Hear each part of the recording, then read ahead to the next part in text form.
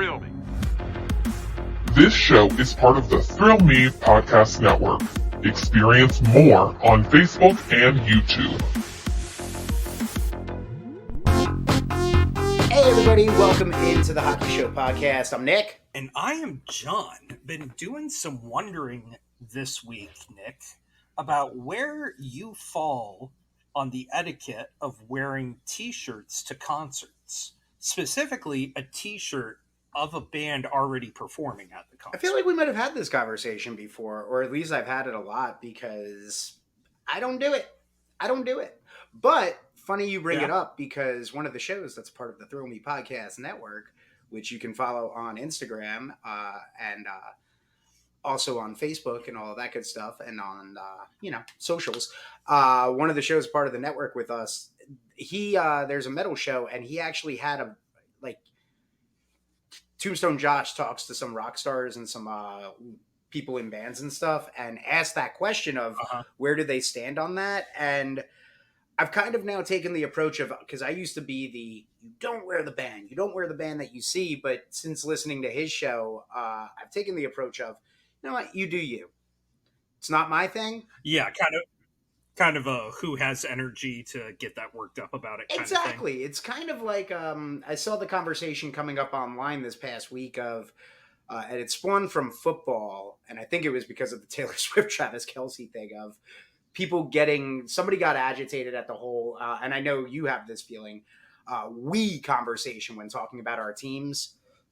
Yes. And I didn't want to get into the whole thing with the guy online, but you and I have had this conversation before where it's just kind of like that thing where it is what it is. Some of us, like I say we because I have a Panarin jersey. I buy all this merchandise. Like, I know it's a hockey show, but like I'm wearing a Knicks shirt because the NBA Knicks season started tonight. So it's like, oh man, let's go. You didn't wear the t-shirt to the podcast. I did not wear the t-shirt to the podcast of the show that we do about a team that we will talk about because they were in a bit of controversy this past week. We'll talk about that as well. But yeah, the reason I bring it up, and I'm with you. I as I get older, I have less and less energy for worrying about who's wearing what to a concert that I'm not even going to speak to and stuff like that. But I feel like the argument against it is always that, you're trying a little too hard. You're showing off how long you've been a fan of this band or this artist or something like that. And in hockey, it's almost the opposite effect. So if you'll follow me down this rabbit hole, when we went to Norfolk Admirals games, you would see 12 different NHL jerseys. And that was, and in a minor league market, that's fine. You become best friends if you just find another person that likes the sport. But at the Blue Jackets game last week, I saw somebody, Blue Jackets versus Red Wings, mind you, so plenty of Red Wings, plenty of Blue Jackets. I saw someone wearing an Anders Lee New York Islander jersey, and I'm just like, what the? I feel like almost every game I go to, and this isn't exclusive to Columbus, but there's almost always someone that's wearing a jersey to a team of neither one of them is playing. And for some of them, I'm like, they're not even playing tonight. Like, what are you trying to say? I'm with you on that. Okay, so I think that's a whole other thing. That one drives me nuts because just wear a generic shirt or wear a band tee or wear, some graphic t-shirt. There's no reason for you to go to, like, that would be like me going to Washington to see, let's say, Capitals versus the Hurricanes, and I show up in my Mike Richter jersey from '94. Like, why? Why? What flex am I making? What am I doing here? Like, is the flex? Oh, Caps, you're not going to probably be a good team for a while now, and Ovi's not looking too good either. I like hockey, but not. Yeah. I'm better than you all. I like an original six team. It didn't take me to the '70s to exist, and for some of you, I don't have a history of the Hartford Whalers. It's a weird move. If it's a hat or something like that, totally acceptable. Like, that's not as big of a deal. That's, indicating you're a hockey fan without being too aggressive about it. But then the other thing that I saw at the Blue Jackets game is I saw somebody in a Cincinnati Bengals Joe Burrow jersey, and I'm just like, I have an even harder time understanding. I don't get that because you're mixing the sports at that point. Again, like like I don't see people showing up to football games in basketball jerseys, hockey jerseys, the baseball games, or any of that. You don't see that. You don't mix the sports. Come on, what are we doing here? Why are we mixing the sports jerseys? Now, what I will see in college sometimes, especially later in the season when the weather gets a little bit colder, college football game, somebody in the hockey jersey of the home team, acceptable. Okay, yeah, I'll take that because it's still the same team, different sport, but same team. Like, you're still supporting it. That I can get. Yeah, but you don't. No, okay, keep going. But you don't have that in professional sports, obviously. No. Yeah, there's a weird. That's weird. I don't like that either. It's. Yeah, there's something I will say with the Borough one, because Columbus, Cincinnati, like that whole thing, I guess what that is the local team for you all, right? Or would it be the Browns? Yeah, I feel like I've mostly seen Browns fans, but Browns fans have that special psychosis where the team is so consistently terrible, but they still show up for it. So I feel like that's more of a seeking a support group than anything when I see somebody in Browns. Hi, it's me. But please come help me. Like it's like seeing somebody like me in a Jets jersey. It's like, oh, that person needs help. Exactly. They need a friend. Let me go buy them a beer and ask them how they're doing tonight. Hey, they're sitting up in the nosebleed section as well. You doing good, buddy? You okay? You okay? You're really high up tonight. You all right? Doing good wearing that big jersey? Dude, I worked in an office here once that one Monday everyone showed up in Browns gear and was like high-fiving each other and talking about Victory Monday and all this sort of stuff. And I asked, not following the NFL that close, I asked somebody, dude, what happened? And they go, well, the Browns didn't lose this week. It was their bye week. Extremely funny. That's 10 out of 10. That's pretty good. Well, all right. After that nice, fun side conversation, tell us what you guys think in the comment section on this link. Where do you stand on all of that? But there's a lot of hockey to talk about from the last week.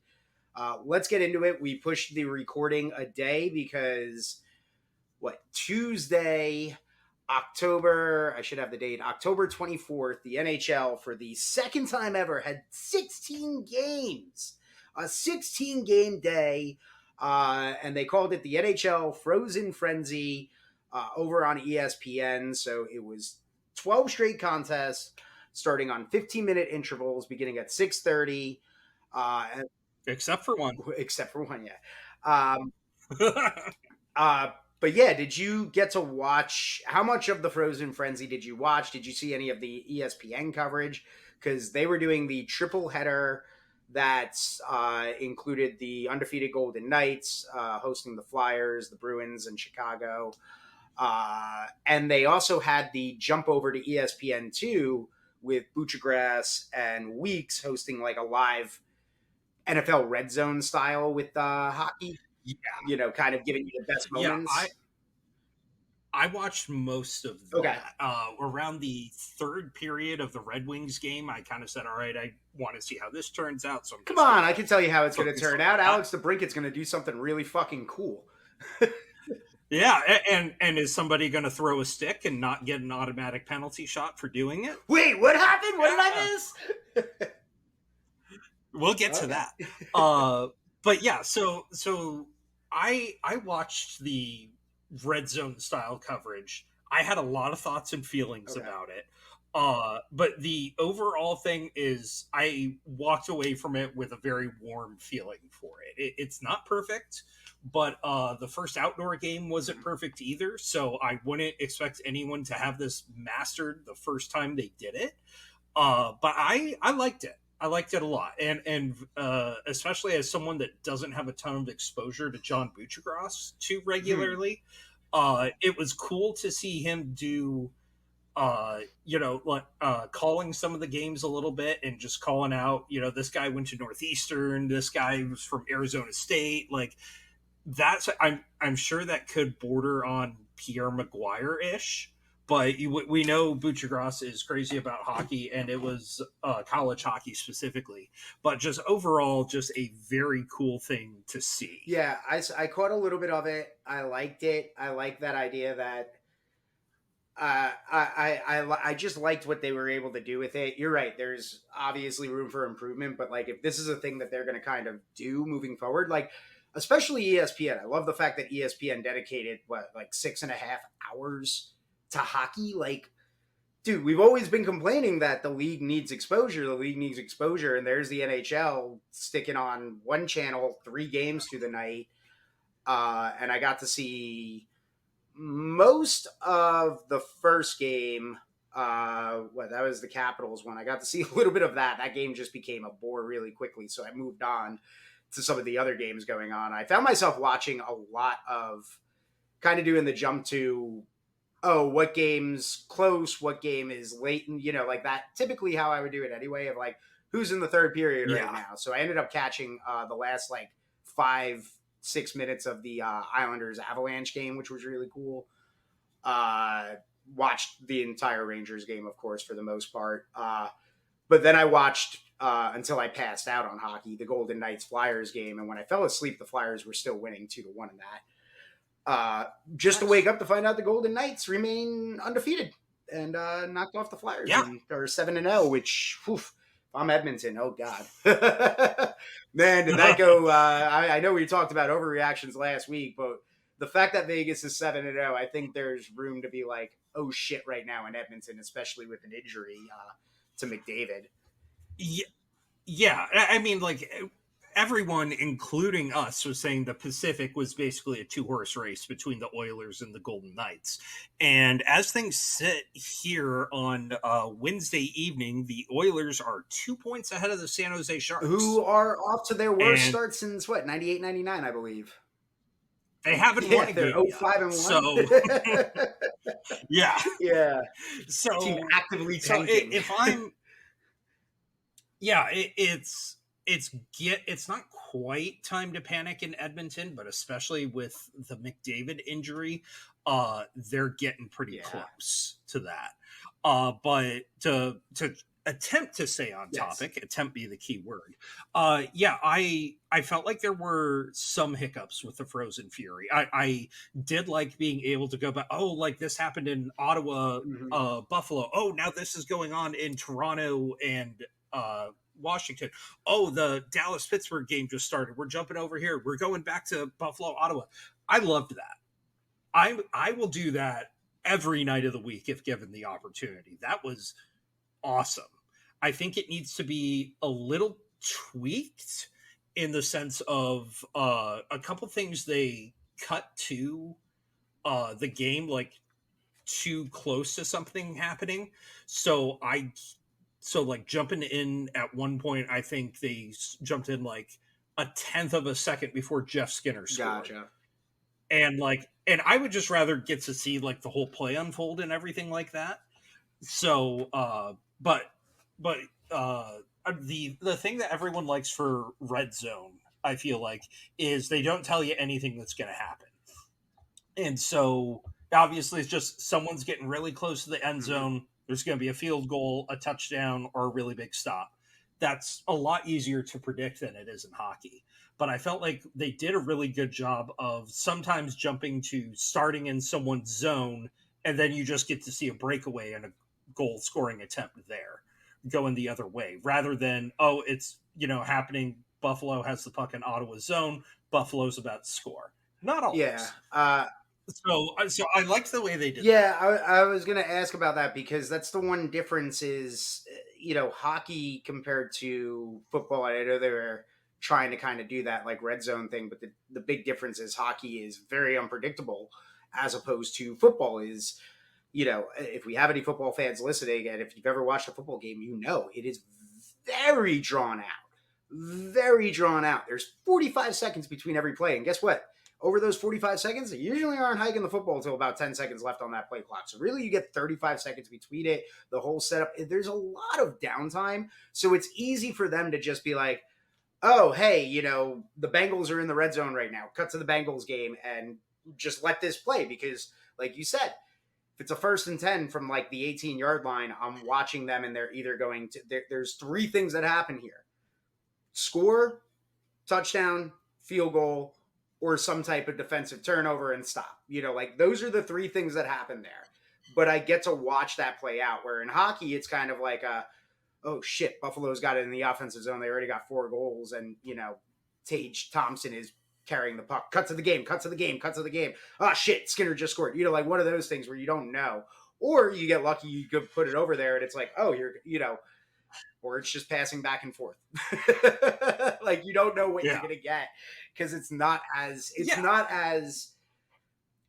linear of a game as kind of football is, I guess. Kind of using a big word there for me, but like, you know, and using it correctly in the way that I'm wanting to make this example. But yeah, like they are 2 different. So I was curious how that would play out because it's why I didn't stay there for long because I was kind of like, with my ADD, I'd rather just jump to a game and kind of focus on one.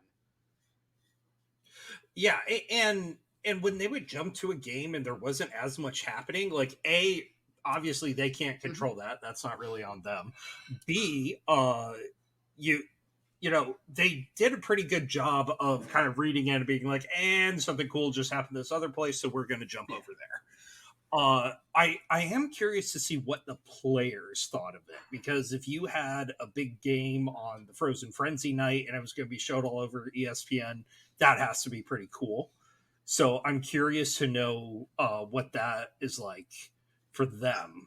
But the other thing that they just won't be able to recreate in Red Zone is if they cut to showing you a kickoff or a punt. I feel like that is a moment that you are like sitting up off of your chair, just knowing it's like the only reason they would show a kickoff or a punt is something crazy is about to happen. Dude, man's about to get like annihilated and fumble it into the end zone and, you know, touchdown, or about to run it 100 yards untouched. Yeah, exactly. And you can't have that with hockey. Now, another thing that I appreciated is they didn't shy away from showing a fight. Good. When Brady Tkachuk and Alex Tuck went at it, it wasn't NBC Sports will show like a little bit of it. No, they showed the whole thing beginning to end, and they had John Buchgross and Kevin Weeks both watching it and having that just genuine sports reaction as you're watching something and then something bigger happens. So you're just like, oh, that was super cool to watch. Yeah. As much as I'm not crazy about Kevin Weeks, he was okay. Yeah. I would maybe mix it up between 2 duos going forward, so it's not just on those people the entire single time.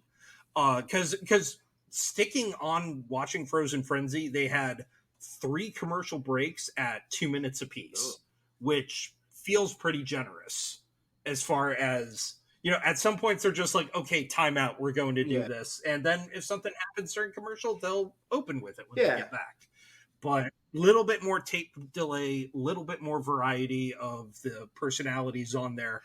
I think they could have something really cool. Yeah, I think this is definitely a cool thing. I hope that they do more of this. Now, I do want to kind of, you mentioned the players and playing on the game. I'm more curious how the players felt of the way that this played out, because in my head, oh, this is great. We got 16 games on the schedule. But when you look at the way the games were, like a 6:30 start in Washington, like, okay, that's not too crazy. But by the time we got to that Vegas game and some of those West Coast games, like, how are the Flyers feeling that they're not having a puck drop until, oh God, I did the math in my head. It's something like 9:00 in Vegas. Like, oh wow, I didn't know they started because their game started at like 11 or something like that. Like their game started like I think puck drop was like 11 or something like that. So if you do that, you know, what is that? That's 8:00, right? Okay, so it's 8:00. Right. Vegas is still Pacific time, but still like an 8:00 start as opposed to you're accustomed to 7:30. Yeah, and for some of that, if it's the players are a lot of hockey players and teams in general are so super Mm-hmm. regimented and super built into a schedule, but a lot of times there's matinee games that happen with players, so I feel like tweaking it an hour here or there probably not that big a Okay. deal. And then the other thing that I was going to bring up is while this is great, and I know the reaction to the Frozen Frenzy has been good amongst hockey fans, and it did draw some extra eyes. I saw like Awful Announcing talking about it today, uh, and was very kind of hyped on it earlier in the day because of how really, honestly, it was a success for ESPN considering it's hockey. The other thing that I wanted to point out is that man, the amount of success it could have been if the NHL didn't do this on opening night of the NBA season, which also happened to fall on the same night of a Game 7 elimination in Major League Baseball in the League Championship Series. Like, because I'm not going to lie, I Yeah. stuck with hockey all night, but I was on X, formerly known as Twitter. I'm passive aggressive, but I was on there keeping an eye on everything else. I was curious what was happening in the NBA. I was curious, really, what was happening in the National League Championship Series. So yeah, I think it could have been a little more successful if the NHL didn't do what the NHL does and go, hey, oh, that's the night the NHL opens. Okay, cool. Hey, there could be a Game 7 in Major League Baseball. All right, let's do 16 games that night. Well, and you have to make the schedule months in advance. So I feel like that's not something they could have adequately prepared for unless they just if you delayed this a couple weeks, yeah, you maybe could have pulled that off. But I would disagree with you in the sense that I always get really tired of oh we can't possibly have a game on the same day as the Super Bowl, which is probably a good business decision. Not a great example on my Yeah. part. Well, they Oh, do have games we on can't Super have Bowl Sunday. It's always like the Capitals playing it. at 1 o'clock. Yeah, and the Canadian Yeah, teams. yeah. Or the a better example is you can't have a matinee game during college Yeah. football season. It's I like Well, the guess what? idea of just being like no, we're gonna roll something out here to kind of try to go head to head with it. You're probably not going to win ratings wise, but to at least acknowledge that we're not just going to roll over and let somebody else have this sort of thing. I like that more than I dislike it. Okay. That's not. Listen, I was just kind of. It was just something I was thinking about because I was like, oh man, it felt very and we'll talk about it later on. The NHL seems to have those moments where it's like, oh man, you just kind of shot yourself in the foot for no reason. Like you kind of like, oh, typical NHL, it ends up this really cool thing ends up falling on the same night as opening night and two other sporting events that are going to draw eyes away. Yeah, when the NHL steps on its own shoelaces like that, it's incredibly frustrating. It almost makes you embarrassed to be a fan. It does, really. It does, but overall, I say great job. I can't remember if they have another one of these lined up for the year. I don't think they're doing another 16 game slate. I think they're doing another one, but it's not until like February. Okay, that might be the one I was. That might be like a weekend one, right? Like a Saturday or something. Maybe. Okay. I don't know. I'll have to double. It could align with like hockey. Hockey Day in America. Hockey Day in America. Thank you. I almost said Hockey Night in Canada, and I was like, they would not line that up with Hockey Night in Canada. No, nothing needs to line up with that. They don't need to get everybody excited. No offense, Canadian fans. Like the sport is loved in Canada. It's trying to grow it in America and elsewhere that they always are looking. I got super frustrated listening to Canadian media types complaining that they couldn't watch this. Yeah, that's not ESPN's fault. Like someone else has the rights in Canada, and B, like, shut up, dude. Like, let us have something, okay? Like, not everything has to be for you. Yeah. 70% of the NHL fan base in Canada, I don't care. But this is how it ends up evening out eventually. This is how you gain fans of a sport that you love. Like that's a little frustrating. But at the end of the day, this is a positive for the NHL, and they needed a few positives. This is a good moment for them, and I like this, and I hope we do get more. Like, it's upsetting if it's only one more time, because I love the idea that every team plays, and I love the idea of, every 15 minutes a game starts, because it was great. Like, even when the Rangers were playing, it was great to go watch. Like, that's how I watched the end of the Islanders Avalanche game. Rangers Flames went to intermission, and I was like, holy crap, this game's in the third period, and let me turn it on. And like, the Avs just had taken the lead not long prior. So it became that. And that was an exciting finish. Hell yeah. There. Yeah. Oh, hell yeah. It was a great finish to a game. So yeah, I want more of that. And even if they don't do the 16 game days, like, I just wish that they would at least maybe think about doing those 6:30 starts. I know in Major League Baseball, some teams do the 6:35 starts, 6:30 starts. Like, Florida does it. I think Cincinnati does it. I believe Cincinnati does it a few times. They definitely do, but there was already complaints about places where fans couldn't get to games in time and stuff like that. And the reason they do that is for the kids to be able to get to the games and get home in time to go to school the next day, and everybody to get to work the next day. Yeah. Yeah. So I don't know. Earlier starts, later starts. You saw what happened in Columbus, right? Oh, no. Columbus, unfortunately, is a little off my radar. Outside of you. Columbus Anaheim was supposed to be one of those 6:30 games, but got delayed because there was a power outage at the arena. Oh, I did not know that. Well, that seems to be a thing, I guess, this past week with again, not the ESPN, not ESPN's fault, not the NHL's fault, not even the Blue Jackets' fault, but it's something that's like, yeah, it would happen in Blue Jackets, wouldn't it? Yeah. Big national attention media night, and they just have to keep saying, and this one's not starting for 2 hours. And then that's where the Canadian fans are like, put the team in a place that has like 5,000 people. Yeah, Winnipeg's doing great. Yep. So, that's well, interesting you bring up the Blue Jackets thing, because that kind of leads into, I guess, the next segment, the next topic of conversation. That wasn't the only lighting issue, I guess, we had this past week. There's an issue in Seattle. And it became very apparent, and this became a huge story, I guess, after Seattle Kraken and the New York Rangers played. I believe it was Saturday night. And I guess the game almost got postponed because the lighting was just piss poor in Seattle at Climate Pledge Arena.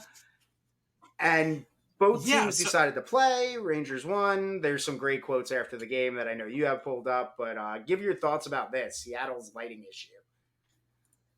Yeah, I think the joke, what was it, that Jonathan Quick made was said, well, it's Climate Pledge Arena. I just assumed they were doing something, friendly for the environment. But yeah, like, stuff like this happens. Like, I remember a Red Wings Panthers game where they had to replace the glass, and they couldn't remove like the cardboard that it was wrapped in, so they just had all this perfectly clear glass, and then this opaque blob right behind the goalie. Like, stuff like that happens from time to time, but like, it doesn't happen very often. Like, there's been power outages that have canceled games in recent memory. I really like in the 70s, they talked about like a Bruins game where like there was all this condensation and fog on the ice, so that made it harder to see. Yeah, that's right. That would be extremely I remember cool. reading about that. I didn't know about that, but it was Down Go Brown, his McAdoo's book. It was in there. That's where that's right. That's where I learned that the crazy history. Yeah, the fog game that they played through. So yeah, I'm not shocked that they played through a little bit of bad lighting. One of the other quotes I saw after the game, because Panarin had 2 goals, and he joked that he liked the lighting being darker because it makes it harder for the goalie to see and makes it possible for him to have 2 goals, which I thought was pretty. I was like, yeah, that's pretty on par, because with that in his broken Russian American as well. So it was very like, oh, that's a great quote. Like, Russian players have some pretty good quotes. I remember the Ovi one that I shared. It was Yeah, suck. it was suck.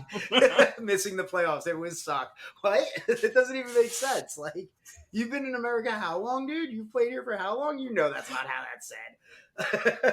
Oh, and after they eliminated the Penguins the year they won the cup, he said, "We're not going to be effing suck this year," or something like that. It's just like you guys keep doing you, man. But yeah, so I don't know if they're gonna fix the lighting issue. I don't know if there's been any other complaints in Seattle since then, but I haven't seen or heard anything. I would imagine it was a one-time thing, but yeah, it's probably fine. Not the worst thing for the environment either. No. But yeah, so that happened, and that was really funny, kind of, just because of the comments and the quotes that came out of it. That was really kind of the best part of that whole story. Moving on, you want to jump into some of the injuries and some of the other heavy hitting news really quickly? Yeah, do you want to run us down on the injuries? Yeah, I was gonna say let's start with the one that we already mentioned, and let's just go to Edmonton first, and then we'll jump around on some of the more. Yeah. Then we'll do the more recent kind of ones down. But we had already brought up Connor McDavid, expected to miss 1 to 2 weeks with an upper body injury that happened Saturday in the 3-2 overtime loss to the Winnipeg Jets. Not good. Not good. Like not good for Edmonton right now. For Edmonton, who hasn't necessarily played, super elite teams just yet, has been off to just a huge struggle of a start here lately. And I've read somewhere that when McDavid's scheduled to be back, they have to play at like a 105 point pace to be a 90 point team this year. Like this is not what anyone was hoping for in Edmonton, and issue as it is many years for them, seems like they just can't get a save.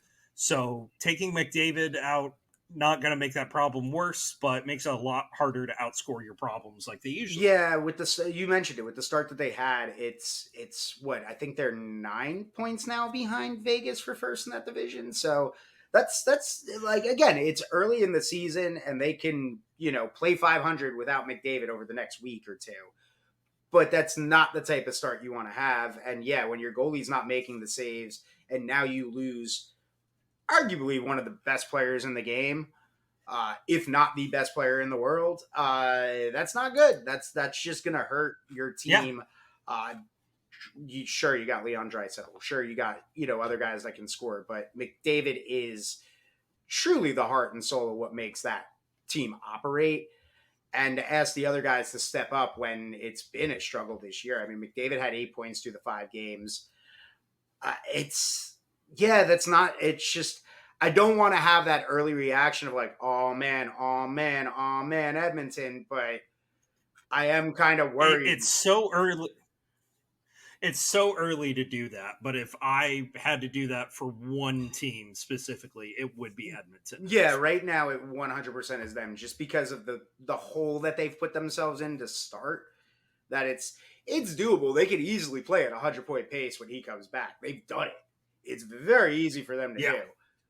But you don't want to start off this cold and be only 2 points ahead of the San Jose Sharks, who are literally like just. I don't want to say they're tanking because there's not like a unanimous, this guy's going to be a game changer like Connor Bedard type player, or right after him there's an Adam Fintelli or something like that, who we should do that like maybe next week, kind of start doing a breakdown of those rookies of what's to come. Those rookies. I would be glad to do that, because I have enjoyed getting the chance to see Bedard and Fantilli play, and I try to watch some Ducks games. I should have checked out some of that Columbus Ducks game because Carlson as well. Carlson wasn't playing. I don't know why. Yeah, I was like, he's not on my injured list. Yeah, like he's had a couple games this year already. He just hasn't gotten he's had a few games that he played. I'm pretty sure he already scored his first goal, but he's like been scratched at least twice so far. I think he was the first one out of the 3 to score. That I think it was him. Then I think it was Bedard, and then I think it was Fantilli finally. Yeah, but either way, like I would love to do the rookie breakdown. But all right, moving on with the injuries. After we agree, Connor McDavid being hurt sucks and hurts Edmonton. One that I think really hurts the Hurricanes defenseman Brett. Oh fuck, I always screw up his name. Pesci. Thank you. Even though I know Joe Pesci, and that's how I always remember his name. I'm like, yeah, well, Pesci. But he's going to be out long term, a lower body injury. Brendan Moore confirmed the news on Wednesday, today, the day of our recording. He missed the Hurricanes' last 2 games already versus the Avalanche, a 6-4 loss, and then against Tampa, which was a 3-0 loss. He's 28. He's got 1 goal, 1 assist through 5 games.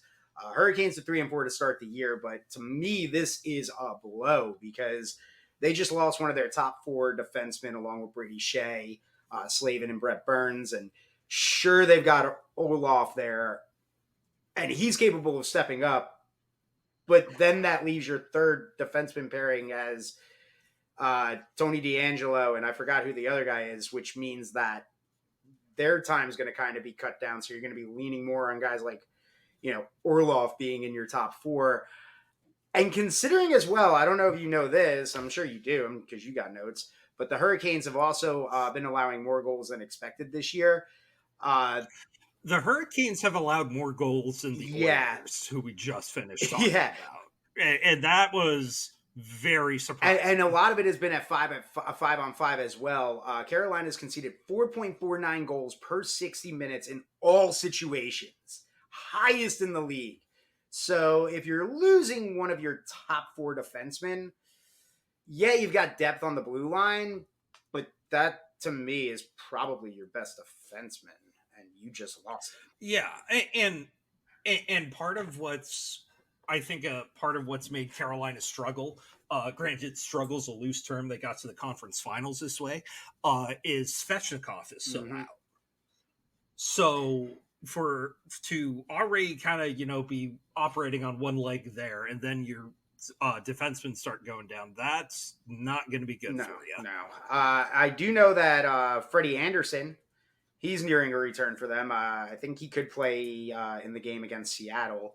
What is that, tomorrow night? Boy, they could. They really could use that. I'm not, I'm not as worried about Carolina as I am with Edmonton, but that's still a big blow for them. Tough situation right now if you're a Hurricanes fan for sure, because it's not the start to the year that you expected.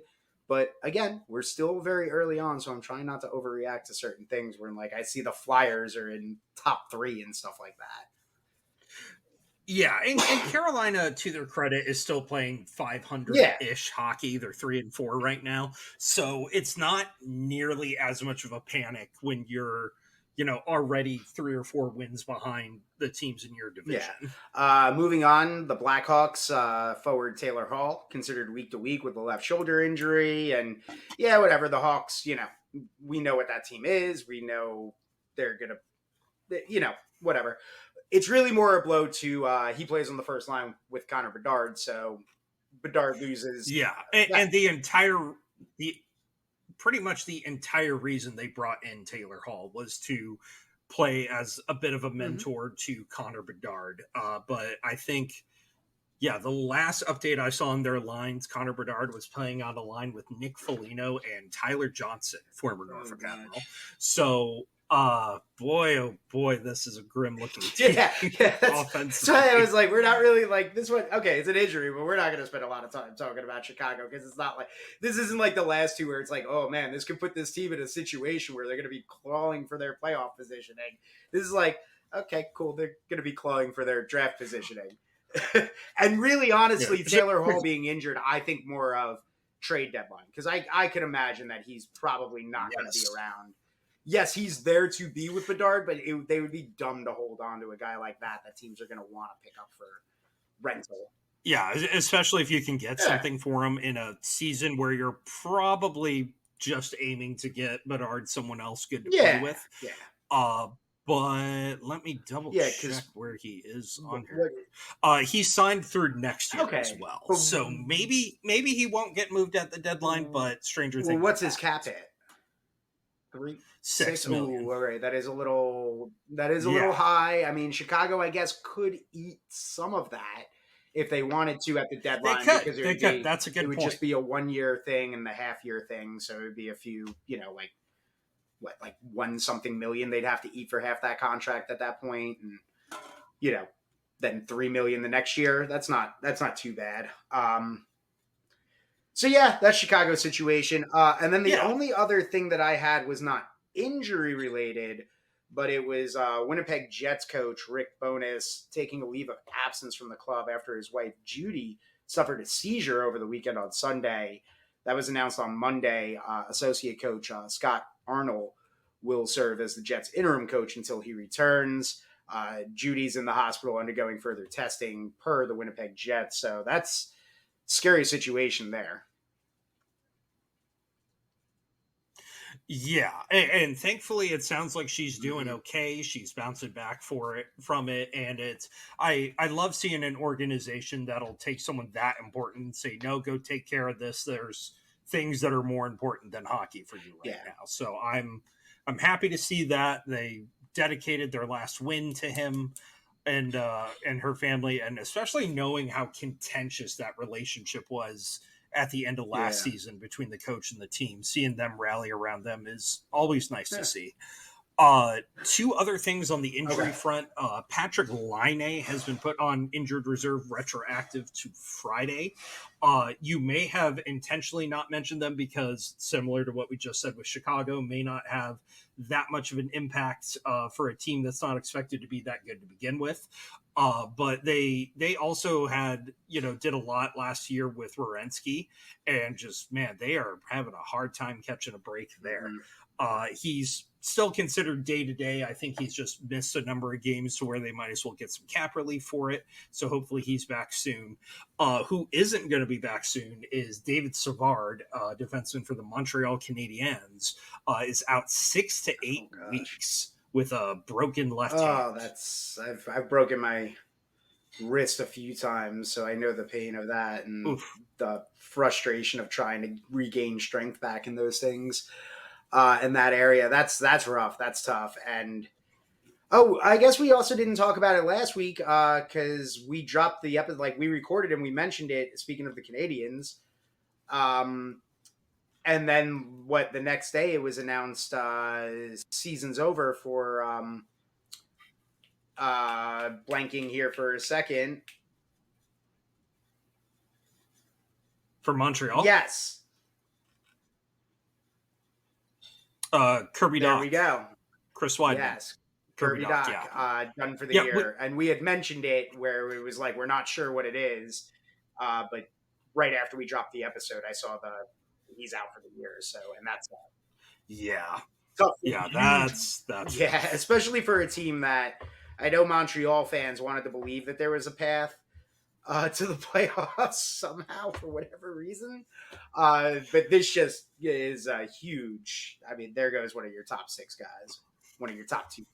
Which is to say nothing of Carey Price and Christian Dvorak, both on long-term injured reserve too. Montreal's having a rough having a rough go of it right now. So sorry, Canadiens fans. It's maybe you'll end up with winning the draft lottery this year. You didn't get it last year. Couldn't get Connor Bedard, but you'll get whoever eventually becomes the overall unanimous number 1 that 4 years from now we'll all be going, that guy was a bust.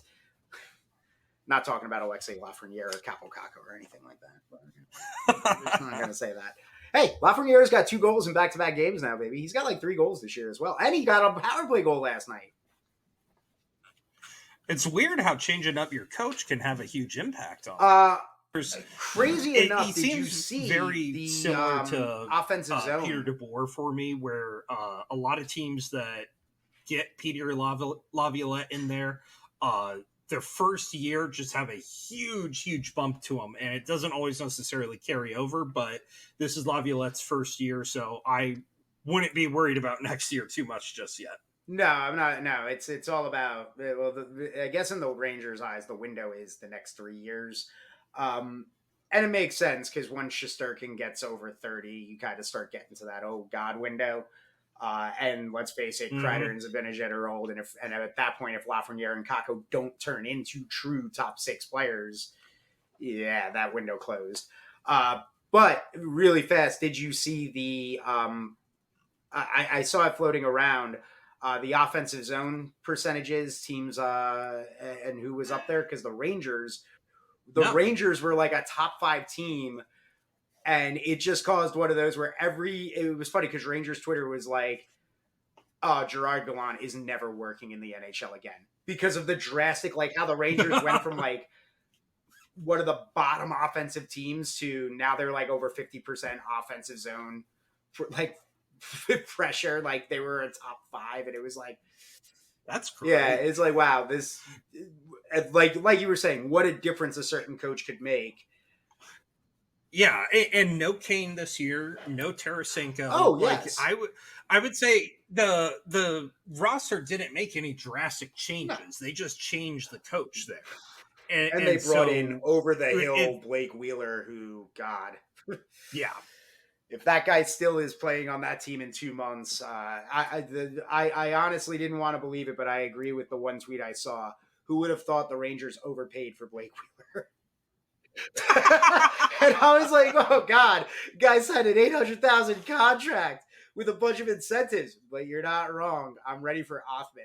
Like, yeah. I'm ready. Like, the Rangers are about to get back like Nick Bonito, and I'm like, so are we going to scratch Blake Wheeler?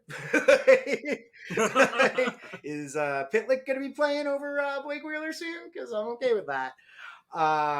Sorry, Blake Wheeler. I know you're a fan of the show and Blake Wheeler fans, but you actually threw out a name that since I forgot to get a pen, I forgot that we wanted to talk about here amongst the injury things.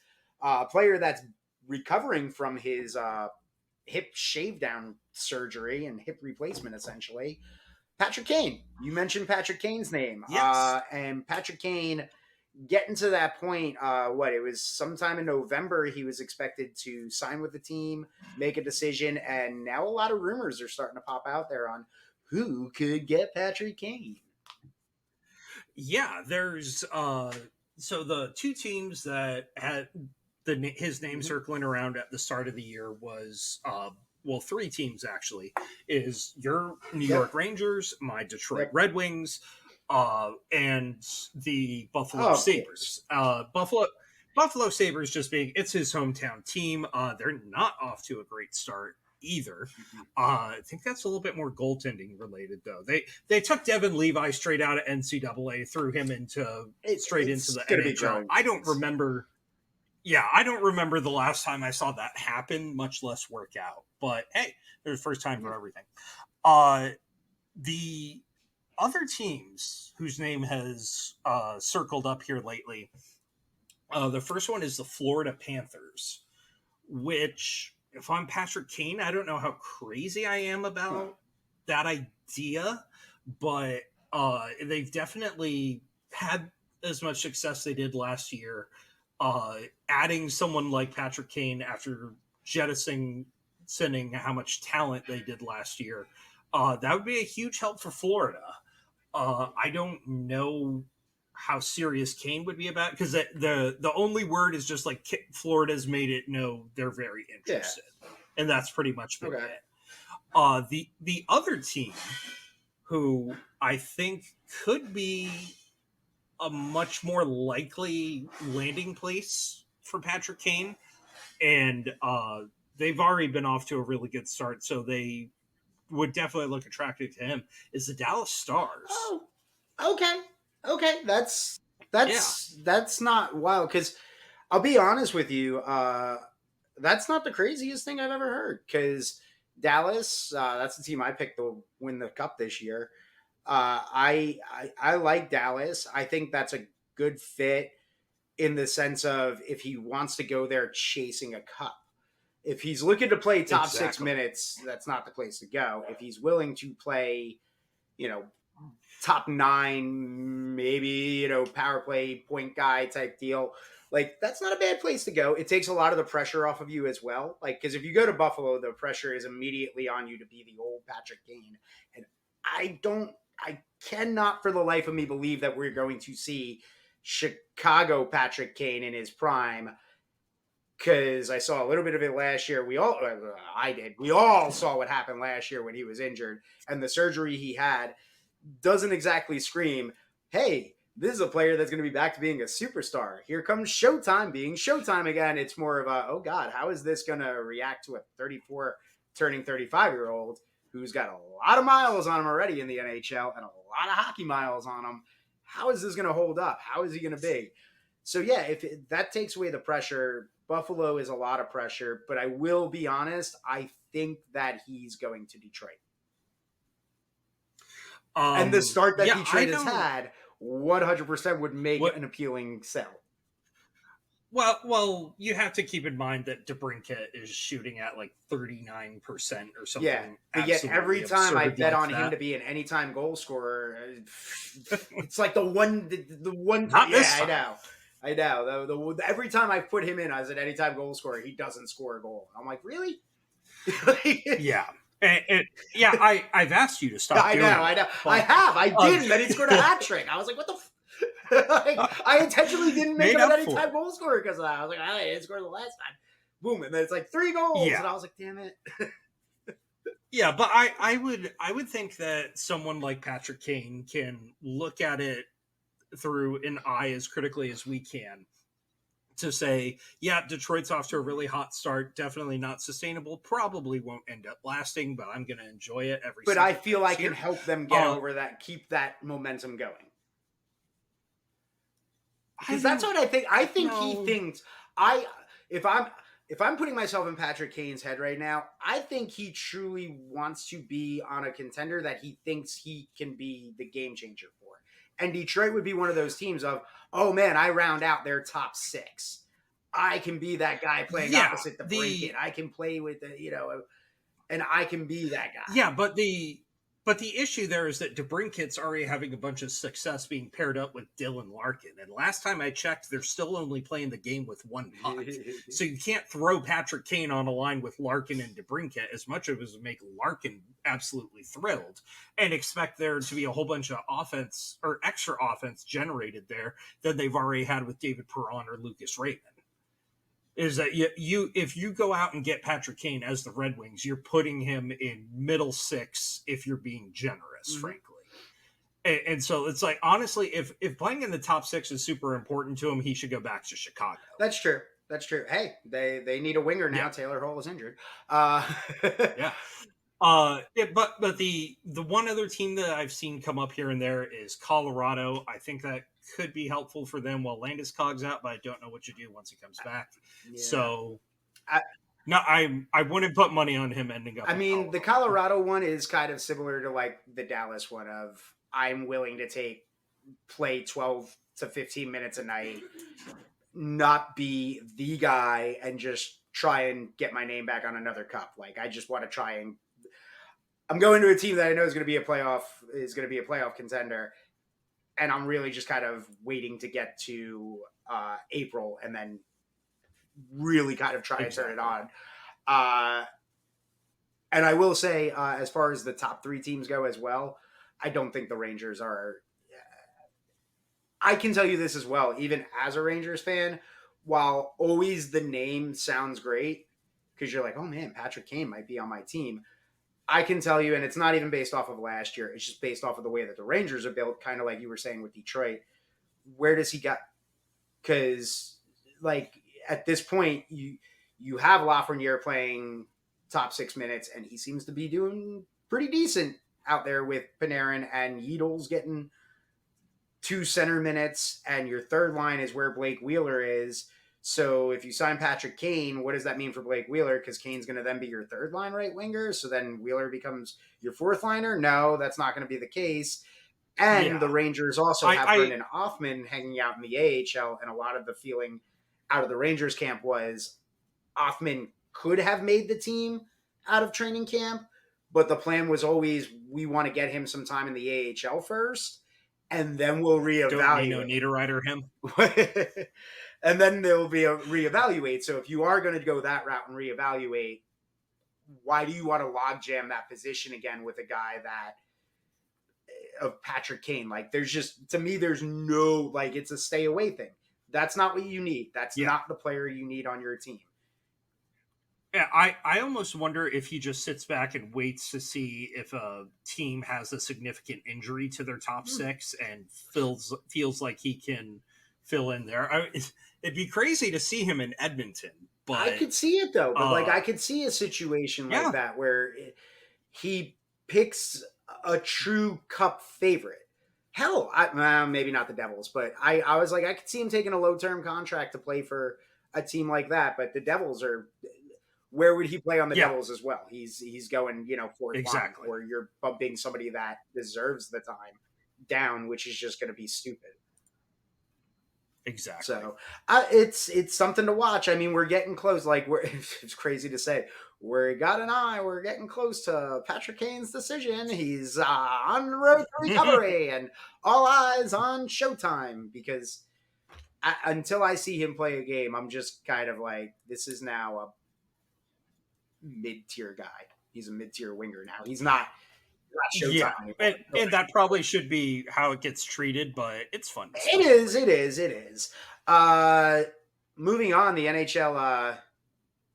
We talked about it in the beginning how sometimes the NHL likes to step on the rake and hit themselves in the face like their sideshow Bob. Just I tried to segue to this way too early. it's fine. It's fine. I got you with the sideshow Bob. It's like their sideshow Bob. Every turn they take, they just step on a rake sometimes, and it's like, well, they finally reversed the decision on the Pride tape. Uh, man, did this get interesting. I sent you the thing because, well, who is it? Arizona Coyotes defenseman Travis Dermott. Travis Oh, yeah, Dermott.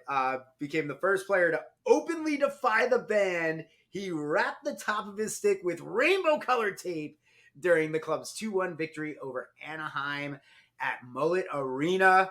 After the game, when asked if he would face a fine or discipline for his actions, the NHL told The Athletic in a statement, "We will review it in due course." He pretty much said, "Come at me. I don't care. I'm going to do this. Screw you. The decision was dumb. Fuck the NHL. Fuck you, Gary Bettman." No, he didn't say that, but he essentially stuck a finger up to Bettman and the league and their decision. And you knew from the very beginning, as I talked about, you have to collectively bargain these things. The reason the maximum fine for NHL players is $5,000 is because that's what's in the CBA. So you can't just make a sweeping change for a unionized workforce without getting some buy-in and agreement to it. Now, if a team came along and said no one's allowed to do it, that's a different story. But yeah, I'm very happy that we got to see someone just call their bluff on it.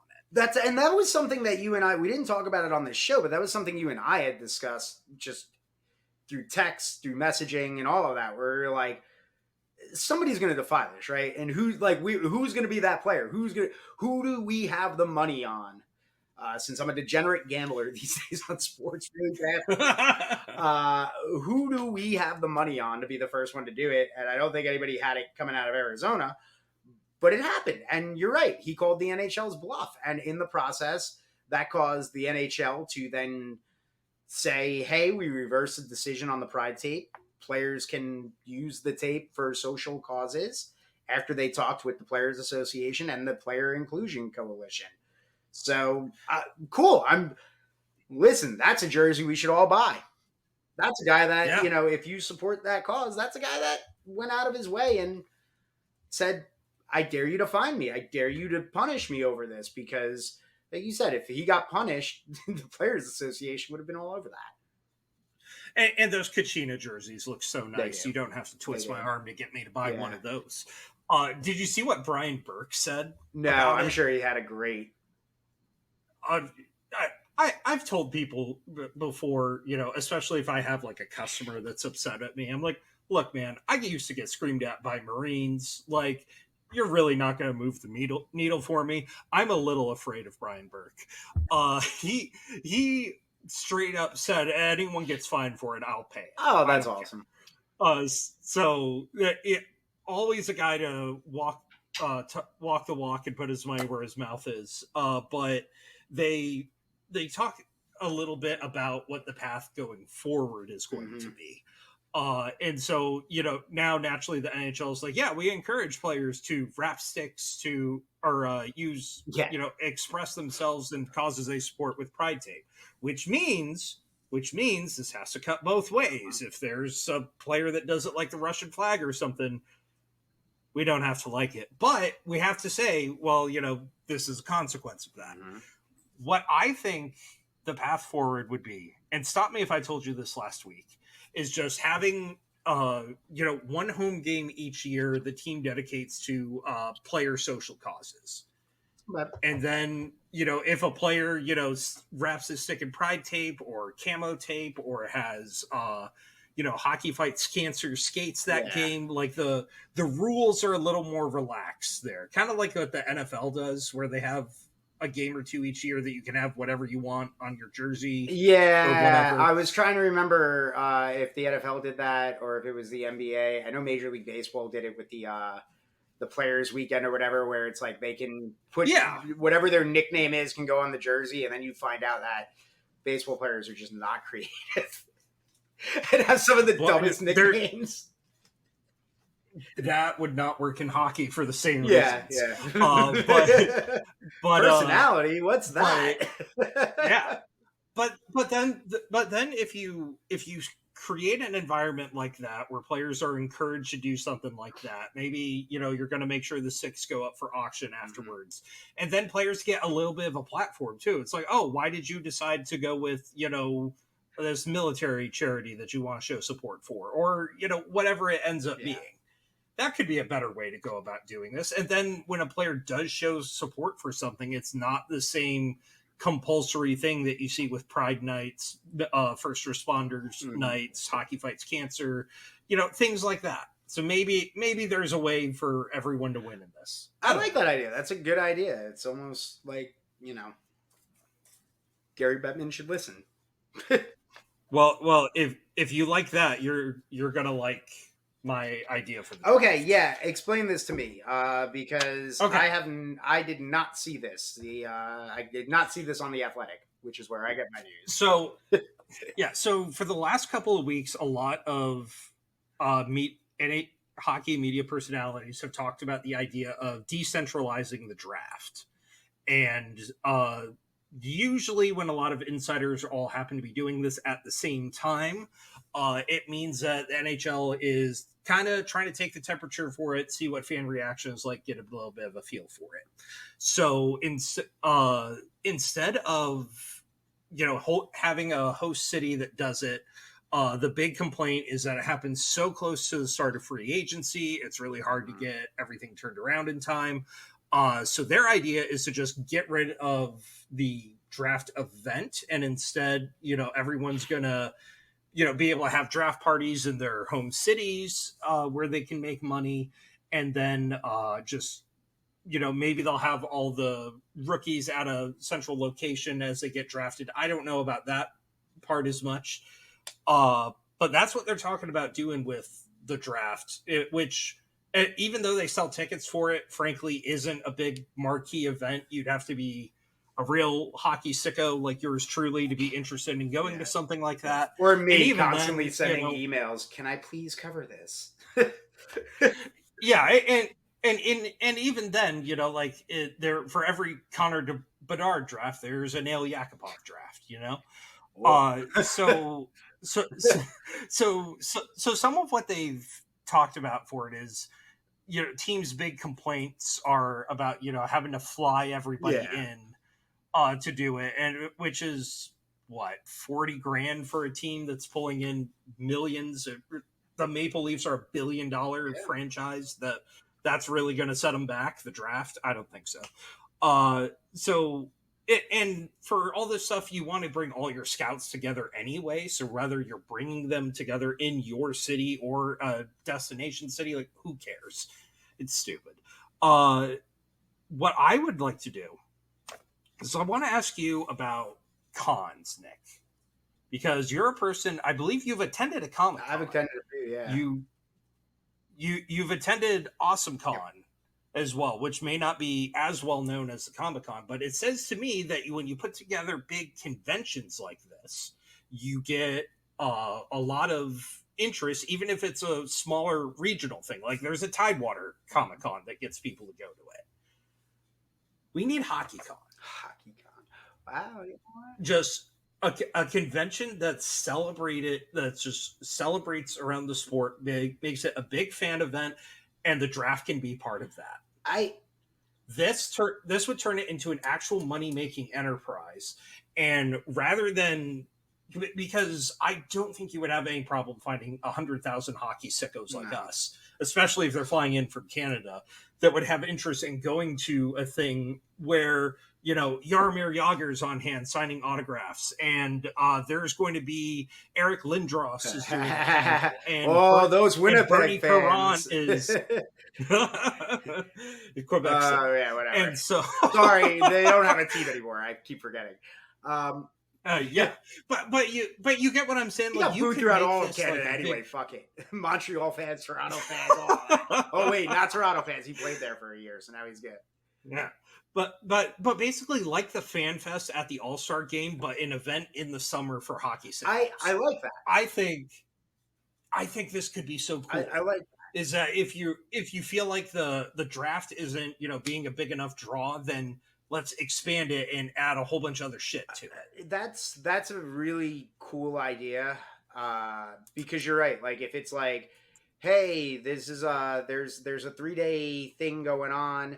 Night one, there's like, you know, you can be at this panel with like Kevin Weeks and Buchagras, and they're going to be discussing like, you know, this and that, and you have like panels to go to, but then these guys also do the meet and greet photos like that. But then you have the vendor section of the people that, you know, create hockey stuff as well. How many, I think every fan base has at least one of those, well, maybe not everyone, but a good portion of them have those, like, we started as a grassroots, like kind of making our own version of not licensed, but now we kind of have the approval of the license, so we can kind of use the team image.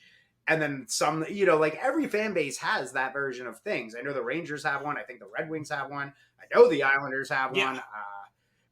Dude, Minnesota. There you go. One, because I went to their state hockey championships one year, mostly because I wanted to try to sell things to hockey vendors because I'm so sleazy that way. But my mind was absolutely blown that they had like an entire convention hall at the arena filled with people selling sticks, selling shirts, selling hockey equipment, selling workout gear, selling signs you put up in your basement. Just like it was, you could totally do something like this on a bigger national level that way. Yeah.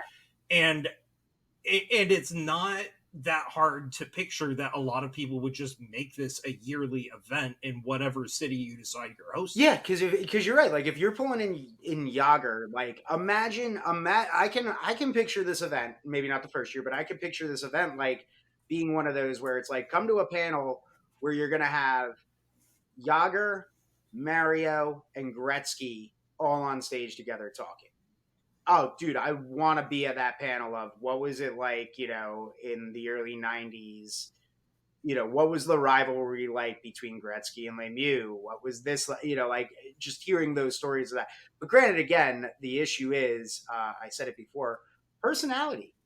These are very, you know, a few of them are colorful individuals that showcase their personality. But for the most part, you know, it would be one of those like, well, you know, like it's really nice that us Canadians get to play this sport every day. And I'm just really grateful that I got to win a Stanley Cup and be a part of that team, you know, thanks. And it's like, oh, yeah, what? And, like, I want juice, baby. I want you to be like when I went and I saw the Sabrina cast get back together at Awesome Con. And it's like, oh, Melissa Joan Hart are after here. Exactly. So cool. Exactly. And if those all three of them just want to flourish because they're entertainers. Yeah, and if the smaller regional Comic-Cons can still draw Hollywood talent to them, I don't think you would have any issues having a singular summer event that can bring in. I want to be at Sean Avery's podcast recorded live. Yes! Okay? Yes! Also with that... Oh, you'd have an entire room set up for live podcasts. Spit and Chicklets, Puck Soup. Are you They kidding do that me? at Comic-Cons all the time because I'm always pissed at the Hunters podcast show I'm part of. I'm always like, we go to these cons, we do these things, like we do the horror cons. We should be doing one of the hosting of these because I got the horror con that I was at this past one, dude. I'm going to ask you a trivia question that I ranted about because I know you're going to know the answer to this. Well, also it's going to hurt your brain because of the way it's worded. The question was... No pressure. The question was, in Halloween, who was Michael Myers' sister? And it was multiple choice. And the multiple choice guesses were Judith. Jamie Lee Curtis. Well, okay. No, wait. She's Halloween. She's right? Halloween. She's Halloween. So, but the multiple choice answers of who was Michael Myers' sister are Judith, Laurie, and then it was like, just two other names. But the Judith and Laurie one matter because you're right. Jamie Lee Curtis is the sister. Laurie is, but Judith Myers is who he killed as well. You gave me both sisters' names in the question, or as the answer to your question of who was the sister. And to be fair, Laurie's been retconned out as the sister because of you. And if we had HockeyCon, none of this would be happening because you and I would know, because we would know the answers and we would not word a question and give you multiple choice that could be two answers. It wouldn't be like, who was on the Edmonton Oilers first championship team? And that'd be like Mark Messier, Wayne Gretzky, Mike Richter, Brian Leach, like, what? Or, sorry to use two Ragers. Gretzky, Messier, Yzerman, and Richter? What? One of these guys wasn't even in the NHL yet. Like, what's going on here? Why are you giving me two guys on that team? No! Don't do that! But either way, I like that idea. And also your ticket in, to keep it just to kind of piggyback on it as well. You could, but you do the draft on Saturday. So you do the Friday, the first night, Saturday's the draft day as well, but you do the draft on the main stage there, and it is an open to the public thing. If you bought your ticket in, you can come to the main stage if you want to come to that, because that's how it works with those things. And the bigger the draw, then you can do that $5 extra or whatever like that. I had to do that for Back to the Future to make sure that, because they knew it was going to pack out, that they were able to do that. $5 guarantees you your spot. Now you got to get in your queue. And I did. And I did it. And it was totally worth it to see Michael J. Fox and Christopher Lloyd on stage together talking about Back to the Future. And interesting panel as well, because typically those things are you can get up and ask your questions. This was one of those you had to pay to get in, a little $5 extra fee to make sure you got your spot.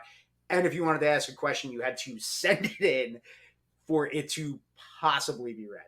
And I was like, I'm good. I'm just going to go there and watch questions. Yeah, questions like that you got to screen. Yeah, because you don't want anybody going up there asking the stupid, what was it like to be on set? Yeah. It's good. You want them to say.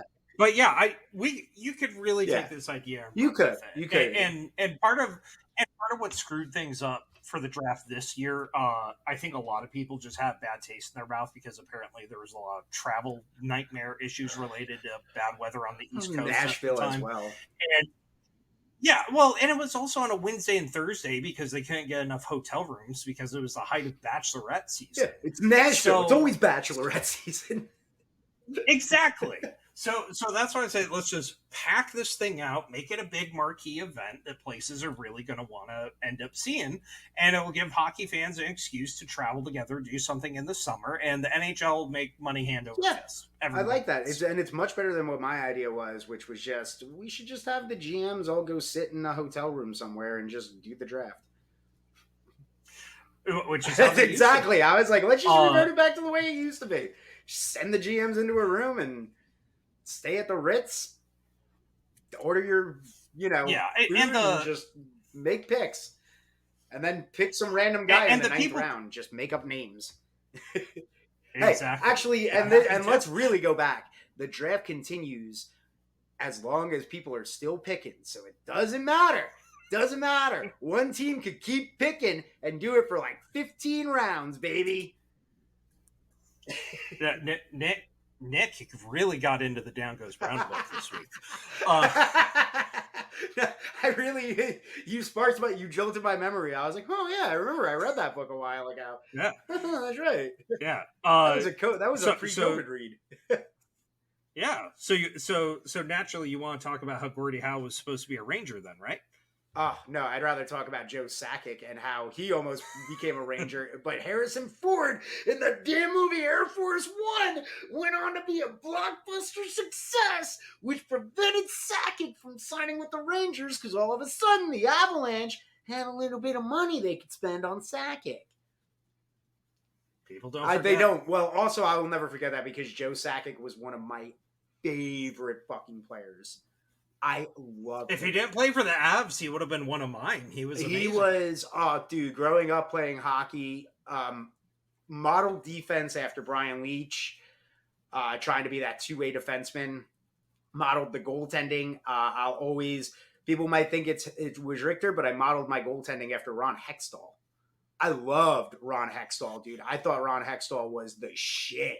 I hated that he played for the Flyers, but I loved Ron Hextall. And offense-wise, when I played center, it was all about Joe Sakic. Loved Sakic. So there you go. There's my little breakdown from center defense to goalie. That was my breakdown. Only one Ranger was who I modeled after, and how could it not be Brian Leach? He was one of the best defensemen. Well, I feel like mentally that's how a lot of people break down too, is for being centers to defensemen. Yeah. So that's how hey, listen, I got to play a bunch of different positions, and then everybody was just like, the older you get, more people don't want to play defense, so you just end up getting stuck on defense because it's like, oh well, you actually know how to do that, and you know how to read a play and jump in and not get caught. I always thought defense was a good position for beginners because it gives you a chance to kind of see how forward plays unfold. And really is if you just get in somebody's way at a low enough level, you're doing your job. That's pretty much. And I don't mind blocking pucks. It's kind of fun to, that's the goalie in me. It's like, hey, I get to still block shot. I become like Goldberg out there where it's like in D3 where it's like, I'm not the goalie anymore, but I'm going to still block shots. I just get less padding now, and it hurts a lot more. But there's something about having this giant bruise right there on your bicep that's awesome. And you get one of those, you're never shutting. Yeah, you're just like, look at this, fantastic. Look at this, look at I blocked a frozen puck, frozen rubber, took it off the bicep. It's a big giant black and blue. Don't touch it; it hurts. All right, getting a little out there, but. Do you have anything else this week? Because I ran through all of my notes. No, that's it for me. Cool. Look at that. Look at us. Look at that. Who would have thought we'd get here? All right. Before we go, hit them with whatever plugs you got, John. You can find me on Twitter at JTEvans0. And I keep threatening to make a Substack. I'm going to do it one day. I used an AI generator to make all previous U.S. presidents as punk rock guys, and I gotta have somewhere to post that. So I'll come up with something. I'll let you know. Okay. Yeah, that sounds like a plan. All right. keep it ear out for that. I'm wonderful_radio on Twitter. Also, Nick Wonderful on Threads, and follow Thrill Me Podcast Network as well. That's where you could also find this show released weekly. So until next week, bye everybody. Thanks for listening.